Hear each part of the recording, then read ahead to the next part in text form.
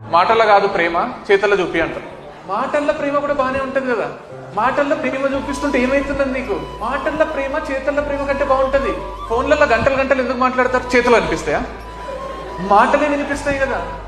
నాతో మాట్లాడే టైం కూడా లేదా నీకు అని ఎందుకు అడుగుతారు? నాతో చేతులాడే టైం లేదా నీకు, కాళ్ళాడే టైం అనరు కదా, మాట్లాడే టైం అంటారు.